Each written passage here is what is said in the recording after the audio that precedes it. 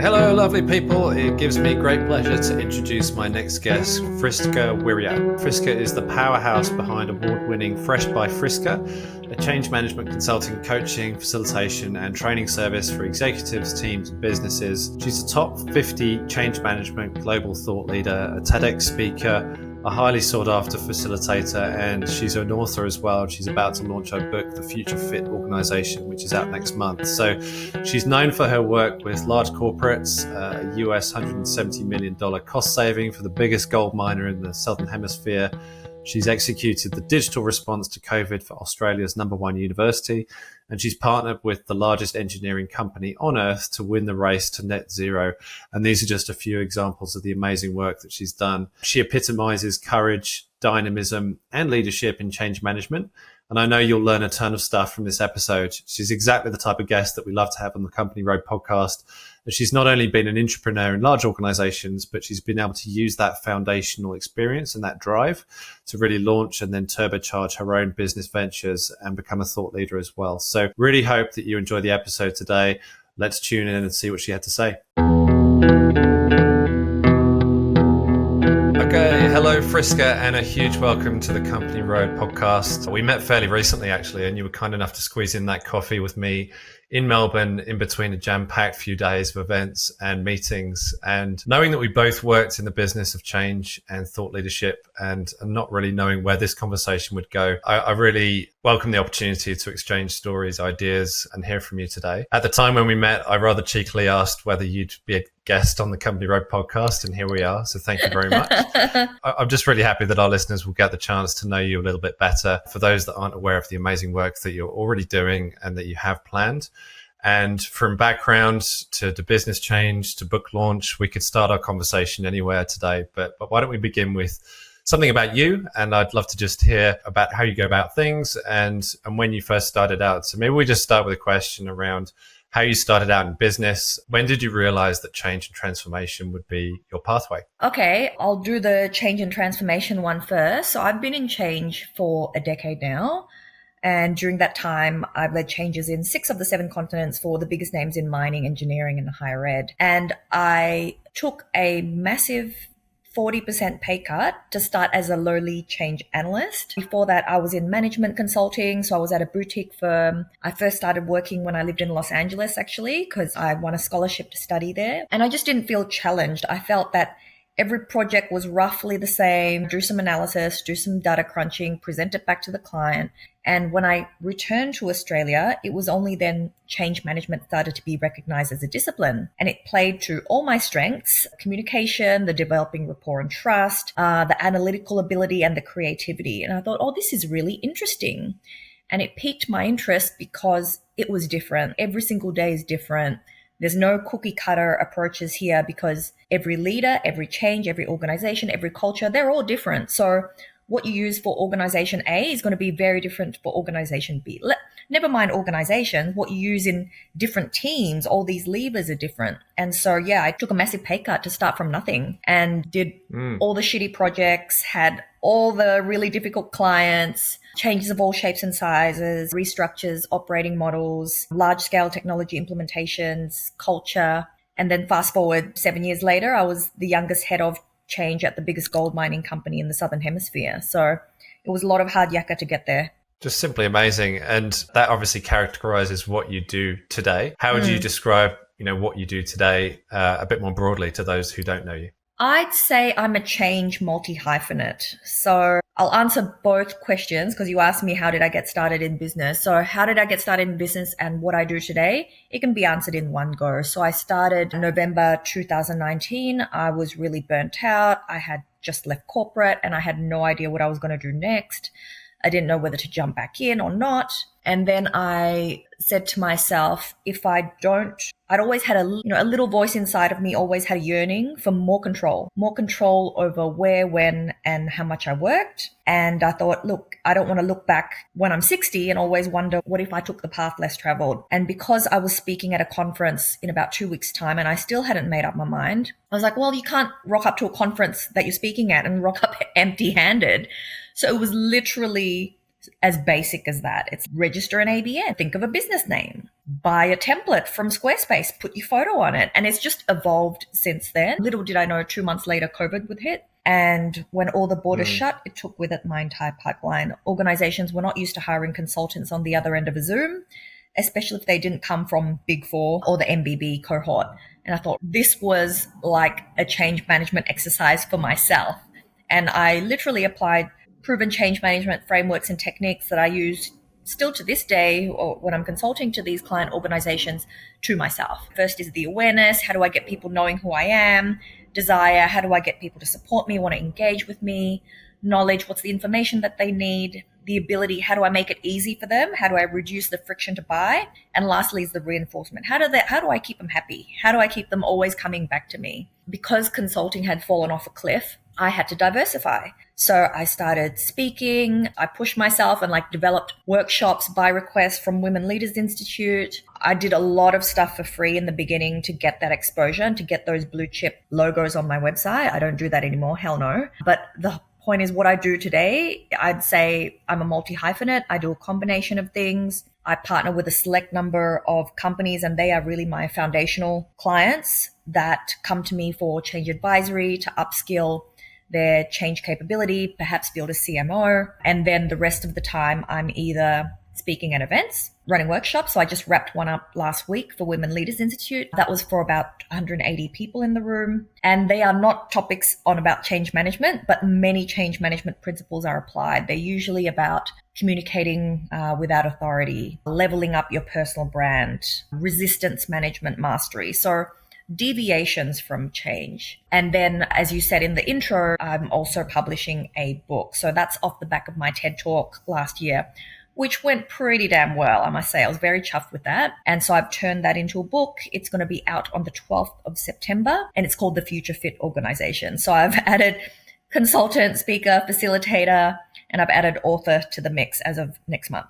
Wow, I mean, that's just incredible, that last 1 or 2 minutes of you describing what you've been able to achieve. And I'd love to just maybe take a step back from that and think about your superpower more broadly. How would you describe that? And does it relate back to the things that you learned earlier in your career? Without a doubt, it's my work ethic.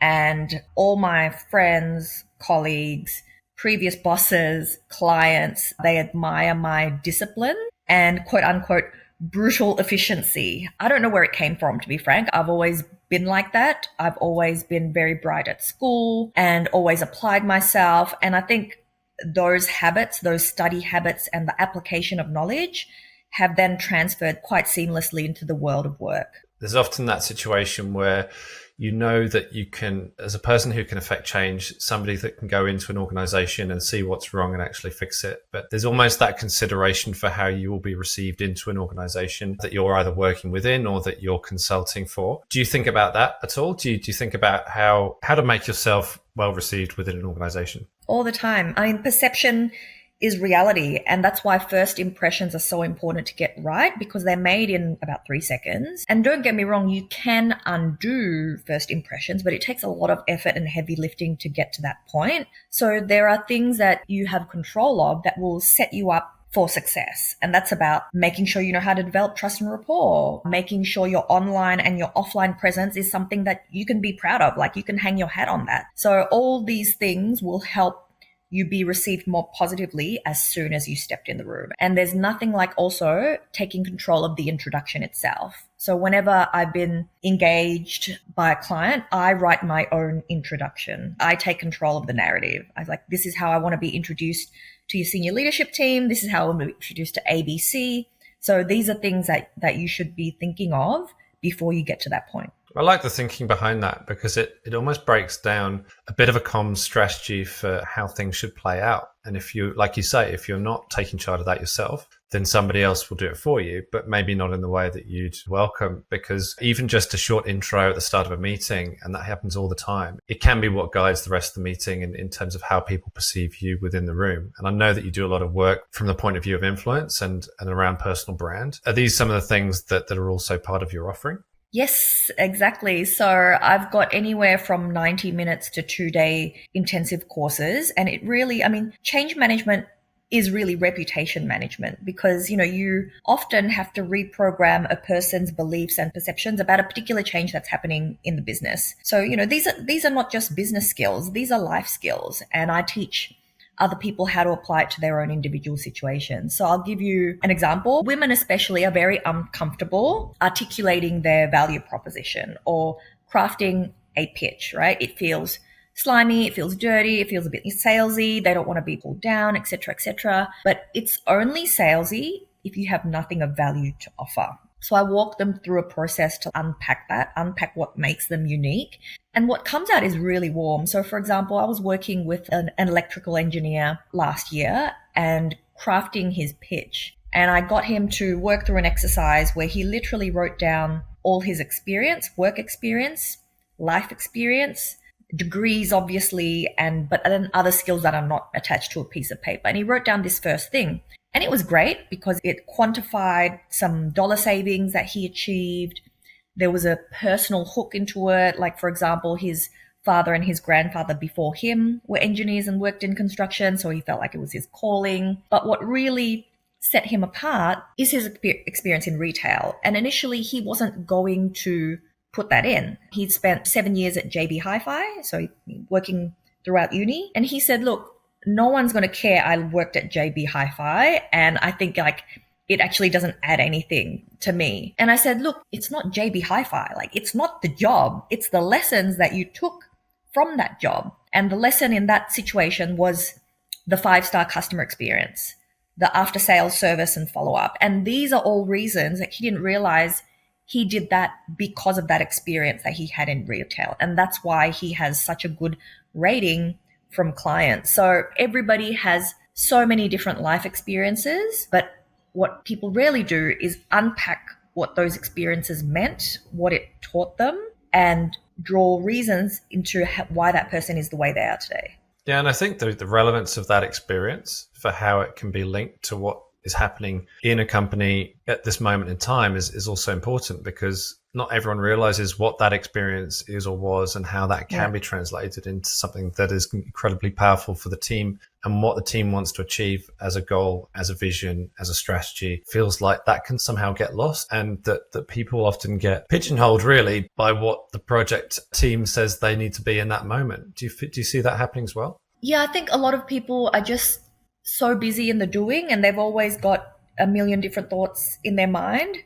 It's a bit like monkey mind. They can't see the forest for the trees. So yeah, I think a lot of people should have more alone time, more reflection time to really understand what that makes them tick, what drives them, instead of being so easily swayed by what the majority thinks. Coming back to that point, really, we're thinking about when you first walk into an organization and you're starting to do some work with them, and this can be in relation to your experience from working within mining or within another company. But sometimes you just get a feeling, right? You walk in, you're in the four walls, you could see that things have been done a certain way. What are some of the signs of an organization needing to change? How do you pick up on that? And then what do you need to do? A regular answer would be declining or stagnant financial performance. But often the symptoms of an organization needing to change is not just about the dollars and cents. And mining's a perfect example. So in that situation, it was high turnover, very high turnover, above industry average, and low morale. People seemed constantly stressed. I can't explain it. There was this frenzied feeling, and people were constantly hurrying to somewhere, and they constantly felt overworked and burnt out. There's an inability to keep up with any change, not even technological change, but regulatory change, health and safety change, whatever the change is. And it's because people are so overloaded with information and work, they're just like, oh my God, I can't take another change. So change fatigue is very common. Also decreasing customer satisfaction and loyalty, less relevant to mining, but very relevant in fast-moving consumer goods, even higher ed. There's often a dissonance between the organization, the institution, versus the students that enroll there. So yeah, those are about 4 or 5 symptoms of an organization that needs to change. Change fatigue is an interesting one, isn't it? I just want to pick on that one because it feels like you can introduce change, but then the velocity of change can obviously result in either apathy towards that change or certain side effects coming in, which can be in a way going against the change. They go against the grain of the change that you're trying to implement. So what are some of the things that you do to get around that? To get around change fatigue, I break things down in really small steps. I simplify and consolidate as much as possible, because people getting an email that's more than 3 paragraphs long, that often creates a knee-jerk reaction. It stresses them out. Too long, didn't read. So thinking about people's mental load and being creative on how you can reduce that load. So it's not just the frequency, but it's also the conciseness, and a picture says 1,000 words. So I try to storytell change narratives as much as possible using either images, metaphors, or analogies. So these things less taxing on people's brains to make sense of, and it does help with adoption, awareness, and engagement. So how do those narratives play out in a practical sense? You gain support for your change a lot easier, a lot faster. You get budget and resourcing. People understand it. There's complete alignment at the leadership level, and that's what you need before you start trickling down to the entire organization. Yeah, super important. I think the strength in that is really evidenced by people's adoption to it. Obviously, they understand it, they see the artifacts that you're creating, and they can actually not only talk about those, but share them with other people, get other people on board with some of those lessons and some of those pieces of information as well. So the culture of change is then accepted, and then it feels like it's more readily taken on from an individual's point of view within the context of that. Imagining that you're just receiving that information for the first time. Do people always know what to do with it? Or do they feel like, if change is happening, that they're almost a little bit of a passenger? How do you get around some of those things? That definitely does not happen the first time. Like most good things, it takes time. And the way I like to explain adoption and awareness, it's really like making a layer cake. You need to work in layers and slowly but surely increase. And this repetition and reinforcement helps increase understanding. And you can't expect people to know what to do with it the first time you tell them, because they've got a million different things going on inside their head. They're thinking about what to make for dinner, what time to pick up the kids at school, etc. And so I've often been in these town hall meetings where a big change is announced, for example, a merger. And then always at the end, they're like, anybody have any questions? And no one puts their hand up because they're still a little bit gobsmacked. Often the C-suite are like, that was brilliant. No one had any questions. It's all steam ahead. But people take time to make sense of things. So expecting them to understand what to do with a change immediately, like that's just completely unrealistic. And how good your communication and engagement strategy is depends on how fast they understand and feel empowered to respond to the change that you're talking about. Taking that example, how would it work, and how would the sequence of events work in a way that would be better? So you're making a big announcement and you're either planning for that, or you're then thinking about how to involve the teams a little bit more through those subsequent stages. How would it work out best, do you think? Give people a heads up on what you're going to be talking about on that day. Don't surprise people.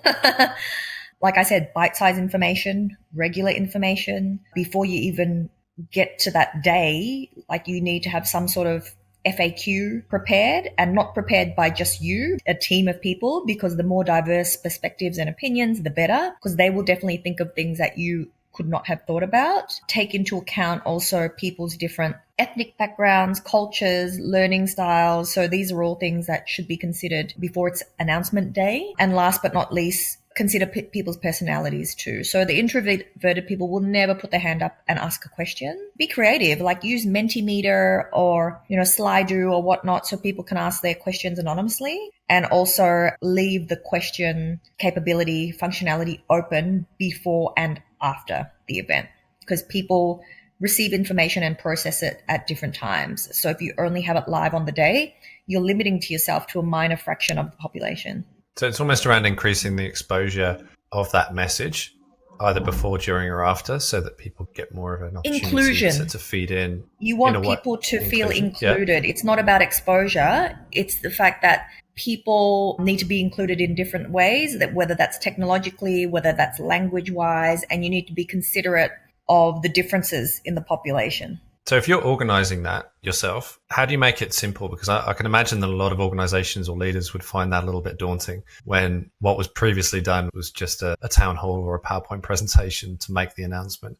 How would they go about it? Like I said, I'd break it up, and each engagement has a different objective. What are you trying to get? Really pare it down to the basics. The first should always be let people know about it. The second is, make sure people are comfortable. Third, you want people to ask questions. So break it down into chunks, be very clear on what the objective is. If you're clear on what the objective is, then it's a lot easier to figure out the content. Yeah, I'm also thinking about who takes on the change first. So if you're adopting the change, are there people within your crowd or within the organization that you're almost trying to take on the journey as champions and as advocates that can help support you in making that change? Does that seem to play out as well? Before you even get there, you map out your stakeholders. So stakeholder analysis 101, who's got the power, who's got the influence, who's not senior, but we should listen to them, who holds the keys to the gate. So all those things need to be taken into consideration, and they should feed into your comms plan. And what are some of the signs of it working really well, either in the early stages of that announcement being made or longer term? How do you know that it's worked? People spend less time gossiping about it in the corners, so they're pretty clear on what it means. Yeah, there's less noise in the airwaves, the quality of the questions and the number of questions that come in. Obviously, you ask for feedback, so structured feedback, and you also undertake your own observational feedback. I think a lot of the change these days is to do with digital transformation in one way or another. You've done a lot of work in this space, I know, as well. But thinking about that, what are some of the things that came up? What are some of the themes that you encountered as you were trying to strengthen a digital culture and really bring organizations forward into a new way of working? The tool is only as powerful as the people who are using it. So what I mean by that is you can't spend $10 million on the best technological tools to advance your transformation and spend $5 on your people to get them ready for the transformation. So your performance will be limited by your investment in change management. So that's a common theme. And if you're implementing a really innovative system, but your culture is command and control and conservative, then there's a big gap that needs to be filled in there. And it will take a lot of effort to fill that in. Yeah, I think that plays out all the time. It just feels like digital culture is set by some, but not followed by all or followed by many. And you can obviously see evidence of it working in places, but then there's almost that exclusion effect. You see it with early adoption of any technology, whether it's a new piece of software, some AI, some people are doing it, some people are not. So automatically it feels like there's a divide that's created within an organization because you're rolling it out in a way and it's only natural for certain people to pick it up before others. So how do you bring some of that adoption together and actually make it more of a universally accepted piece of technology? I'd say inject the F word, and the F word is fun. So get people excited about it. Like it's all about creating a buzz. Like a lot of the strategies that I employ in creating a buzz for some sort of change that my client organization has entrusted me to drive forward, I learn a lot from the marketing and advertising industry.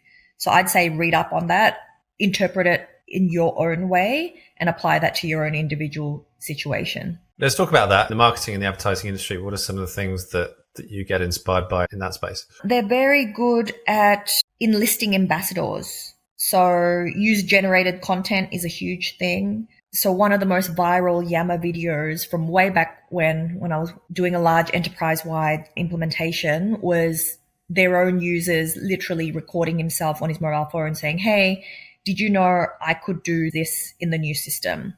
And it started like a little bit of a rivalry, like people like, oh my God, what's a trick that I can share with the world, et cetera, et cetera.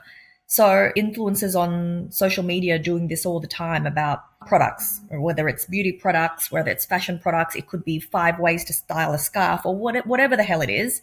So you can do the same thing for your change. It just takes a bit of effort and creativity. Yeah, I mean, I think you're right. You can draw influence from a number of different places to obviously drive your own change forward. And actually the process of bringing things into an organization from the outside world is often interesting. You can obviously be quite selective and quite particular about where you want to focus the stimulus for a conversation, whether it's in a workshop. And that can obviously promote a certain behavior, and it can promote a sense of openness, a sense of shared experience around something that nobody in the room has seen before as well, which is really good to hear about. Yeah, I'm thinking probably along the lines of gamification, the fact that business in a way can be enjoyable if it's done right, playfulness, F word, as you say, fun. Do you think about that as well? So how to make something appear to be more of a sport or a game? Totally. User acceptance testing is a great example. It's so batshit boring. It's like poking yourself in the eye with a blunt object, but I get creative. There's always a theme song. There's some funny memes flying around. There's GIFs, there's emojis. So especially if you're doing it online, like you need to create, like you can't just rock up with cupcakes, right? If it's online. So you need to think of other ways to create that atmosphere, that buzz. I mean, testing, you're right. It's one of those examples It's where, so painful. and actually a lot of research runs that very, very formulaic, always done the same way. You get the same types of people, you get the same types of outcomes, and you've got to light that up in some way. You're going to bring some spark in some sort of way. I'm interested about the theme song. What was the theme song? Where have you used that? Rocky. So you're about to go in and do some testing for, I don't know, a new medical service or something or other. Yeah, fighting the bugs. And you get the Rocky soundtrack and then off you go. Yeah. Is that how it works? Yeah, brilliant. Yeah, I mean, I think the playfulness is really key. There's a lot of rich territory around play and how you can bring that in. And obviously that inspires people when you come in with a different approach as well. So that's already helpful. I just wanted to tie that to your points earlier around, you talk a little bit on your speaker circuit about being invisible and moving from invisibility to being more influential. What are some of the directions that people can take in that area? Because a lot of people, I think, feel like they're just one of many within a crowd, within a corporate. And how can they stand out? They need to know people are not going to care about what you do until they know why you even do it. So think about your why. Think about the top, I'd say the top three values that you want to be known for. Because when you look at the values, you're like, oh yeah, like people easily pick 10 or 12. But really, it's like you keep on stripping back until you get to your true essence. Once you know what those top three are, you then think about, how do I exude these values? For example, if it's performance, what are the things that someone with performance added value would do? What would they say? How would they look?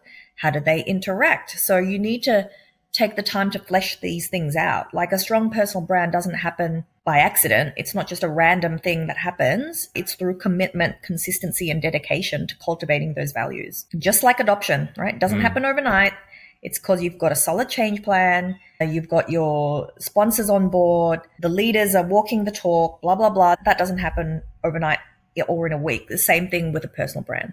Yeah, I'm just hearing you talk. It feels like you're considering three things in a way. You're considering yourself and what you can do, what you can bring. You're looking at the process and what needs to be done. And that is often that's a locus for change, and that's tying things together. And then you've got the broader organization and what you're trying to commit or envisage or bring to that organization, how that fits within their lives and what they need to do. Personal brand can obviously be incredibly powerful in creating a link. If you've got those values that you were describing, and how does that link to the values of the people that you're talking to? How do you then build the processes and the steps in and around that so that people are connecting with you in relation to the values that you're representing and that you're feeling strongly about as well. And externally too. I mean, there's no point limiting yourself to just who's in your organization. Like it's a big wide world out there. Yeah. So external to the organization, because that then becomes marketing in and around what the organization is doing, or how do you mean? People follow people. And often individual brands are stronger than company brands, right? I talked about this last week in my workshop that I ran. How many followers do you think Richard Branson has? 10 million? I don't know. 20 mil. 20 mil. And how many followers do you think his company has? Virgin Group. 100,000? 200 odd thousand. But the point is there's a huge disparity. Yeah. And when you look at the top 100 followed accounts on LinkedIn, over 90% of them are individuals. And this was very different 20 years ago, where the top 100 was dominated by companies. Now's a great time to think about how you want to be perceived in the world, what you want to project, and look beyond your organization. You are so much more than the organization that you work for. What's been your own experience of that? I know that you've done a lot of work in this area. I'd love to hear the story if you're able to tell it. Or how you thought about, I suppose, presenting yourself as, in your personal brand to the rest of the world, and what you've been able to achieve through that. What the content that I put out online and what you see, and it's exactly as I am in real life. There's complete congruence there. So I just decided to amplify more of what I already had. And I leaned into what people usually like people's descriptors of me, my characteristics that people think are my strengths. I just leaned into that. And the effects of that are compounding. Like I would never have gotten a speaking gig at TEDx. I would have never spoken at Salesforce or Microsoft. I wouldn't be flown out to Singapore next month to launch my book. So all these things are cumulative, and they're a result of decisions that I made 3 years ago. Can you tell us about I know we talked a bit about COVID and setting everything up there. but what were some of the steps that you took to keep that momentum up, to keep that sense of progress going? I had a structure. So Monday to Friday, every day I knew what I was going to say and how I was going to say it. I knew it wasn't a numbers game. I surrounded myself with people who have been there and done it before. But I'm naturally a very driven and self-motivated individual. And I think a lot of what allows me to have this seemingly endless energy and drive is because I take a lot of time for self-care, whether that's being mindful of the foods that I put in my body, being mindful of what I read. So shock horror, I actually don't read the news. I think it's really depressing. I think if it's that important, someone will tell me about it. It's a complete waste of energy for me. I exercise every day. I surround myself in nature. I know what my goals are, and I take the time to plan the week ahead and what I want to achieve. So all these things, like, it's quite a motivational tool when you're checking things off your list constantly. And, you know, it's a long-term game. Like, I step back. I don't step back after a day and judge whether today was a success or not. Like, you judge that a year. So you take a conscious moment at the end of the year to think back. How do you go about doing that? Yeah, usually. So traditionally, I've gone somewhere new every year for as long as I remember, and I take a fair chunk of time off. So I usually take about 6 weeks off end of the year, so Christmas and January. Sometimes it bleeds into February, depends when Chinese New Year is. And I just do that naturally, actually. There's no kind of rigid process that I follow. I'm a big believer in visual diaries, so I look at what I've done a year ago versus now and just think about how far I've come. Visual diaries, so you're drawing every day? Drawings and photographs. Just in a handwritten one, or are you on your mobile, or how are you doing it? On my mobile. My mobile is like constantly attached to me. I tried keeping handwritten journals, but it just got too heavy and too unwieldy. Yeah, great. Oh, that's really good. And yeah, just tell us about the new place that you visit every year. Was there something that you started doing a little while back? How did you come about doing that? It's been at least 10 years. I've always traveled since I was a young age. So it's just something that I think is completely normal. So this year I went to Malta for the first time ever, which was amazing. I then went to Norway, Sweden, pretty much all of Scandinavia. So that was all new. I went paragliding for the first time ever. So jumped off Mont Blanc in Chamonix in France. Yeah. So I guess it helps me. It inspires me. So it's recharge, and it also boosts my creativity. And the people I meet are amazing. Like, I've met people first connecting on LinkedIn, literally all around the world. You know, they've turned into friends, they've turned into collaborators, they've turned into clients. So yeah, it's an annual thing for me. And do you plan that to the letter? Do you look at LinkedIn and connect with people before you go and make plans? No, to do that, I decide on the country I want to go to first, and then I see who's there, and then I slot them in. Well, that's really good. That's an exercise in change in itself, isn't it? Because if you're not changing yourself, then obviously you're stagnating maybe, or you're staying still, or you're letting your current state in a way influence everything about your day-to-day and what's being planned as well. And I think a lot of people feel like that, don't they? Within their roles, within their work, that everything is all a bit samey every day. So yeah, that feels like a really good way to break out of that and think about broader horizons and broader possibilities and the influences that it brings as well. What else would you say to people in and around self-motivation and, I guess, keeping going? It feels like that's a really big theme for you in terms of resilience, persistence, tenacity. What's behind that? I think because for me, there's no failure, there's only feedback. And so use every rejection as an opportunity to stress test your ideas, to finesse what's resonating with people and what's not, and, you know, get people involved, like crowdsource feedback, include forward-thinking colleagues, mentors, open-minded people who recognize the potential value of disruption or whatever it is, whatever idea that you're trying to lead.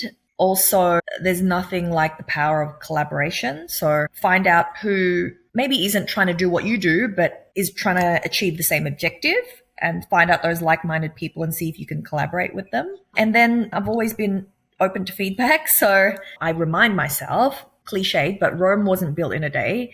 And whatever dream you've got in your head is not going to come into reality in a day either. So yeah, it's a long-term game. And long-term, you said a year before, but is it longer than that? Or is it, how are you framing long-term? multi-year. Over 80% of businesses fold after the first year. So it's not battle of the fittest, it's battle of the most resilient. So, make sure you've got that staying power. Find out what's going to give you that staying power. Are you applying that to business as well? I'm sure you are. But just in terms of future readiness, and a lot of business can obviously be very short-termist in its approach. How are you going about some of those things? So it comes back to governance, frameworks, core values, leadership team. You can't get ready for the future. You can't get future fit if your leaders are living in the past. So it's all about alignment and forward thinking, and starting from the ground up and making sure those foundational blocks that you've got in place are relevant to where you want to go, are relevant to your future, not your past. And this applies, to business, life, client organizations. It applies to everything. Do you believe that the change that you've described is possible within every organization, or do you feel like there are certain organizations that cannot change? It's absolutely not possible for every organization. There's too many variables. It depends on the CEO, it depends on the leadership team, it depends on resourcing, because just because you say you want to do something doesn't mean you're going to do it. Because guess what? Real change takes grit.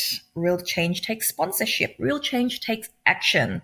So a lot of organizations just pay lip service to real change. I think they don't understand exactly what it takes to change, to win at the hearts and minds stuff. So no, it's not for the faint-hearted. If it was possible for every organization, the failure rate wouldn't still be at 80-something%. It's definitely not possible for every organization. And do you think that change has to become something that organizations do more easily and more readily on that basis? Because my observation in and around change and is that organizations and their maneuverability needs to improve a lot, because you can't expect your business and your current business model to be around forever unless you're able to change with the times a little bit, to some extent anyway. It doesn't have to be change for change's sake, but I feel like you need to be ready to move. Do you feel that as well?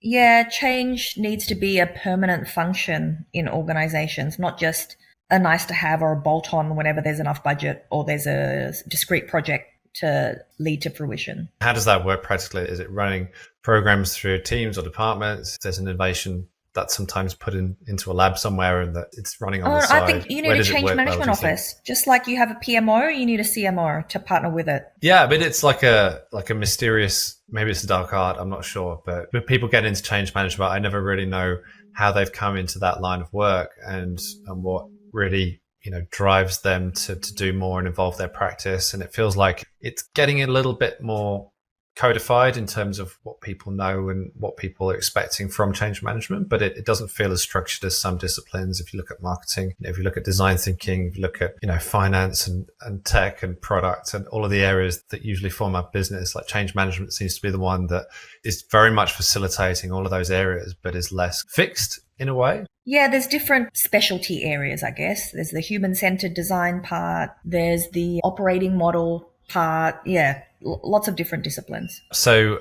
maybe thinking back to some of your highlights through your career, what's something that you wish you'd known earlier in your career? And let's hear about that if we can. Multiple roads lead to the same castle. And what I mean by that is just because you see everybody, random example, like how you develop relationships, like everybody goes to after work drinks or they do things this way. But if A, you don't drink, B, you don't like crowds, it doesn't mean you have to do that. So it means that you have to find a different path, but it'll still lead you to where you want to go. And for me, I'm not a huge crowd sort of person. I prefer more intimate conversations, either one-on-one or small groups.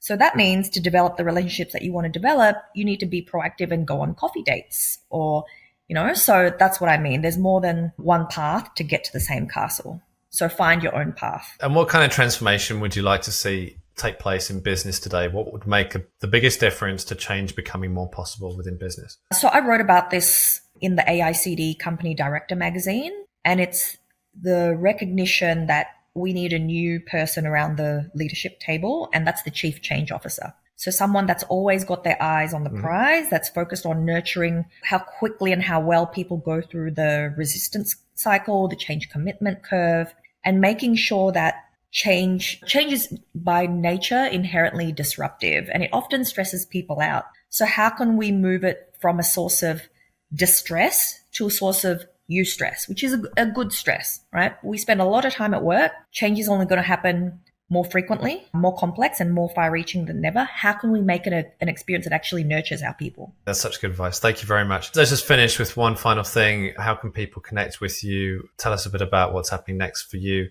in the wider world. I know you've got the book launch coming up, but what's coming up for you and how can people connect with you? So the best way to reach me is on LinkedIn. So it's linkedin.com/in/Friska. You can also drop an inquiry through my website, freshbyfriska.com.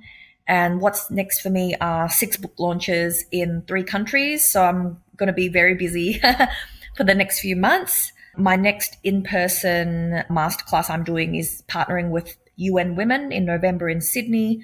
However, very open to facilitating these workshops that I run for organizations. And I've done quite a few over the years. So just reach me on one of those platforms and I'll get back to you.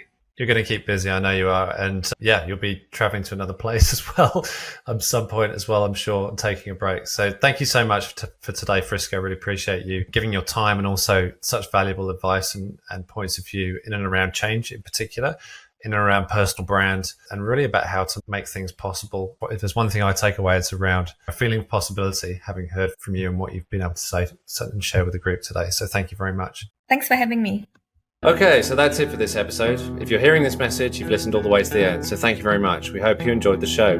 We'd love to hear your feedback, so please leave us a review and share this episode with your friends, team members, leaders, if you think it'll make a difference. After all, we're trying to help you, the entrepreneurs, kick more goals within your organizations. If you have any questions about the things we covered in the show, please email me directly at chris@companyroad.co. I answer all messages, so please don't hesitate to reach out. And to hear about the latest episodes and updates, please head to companyroad.co to subscribe. Tune in next Wednesday for another new episode.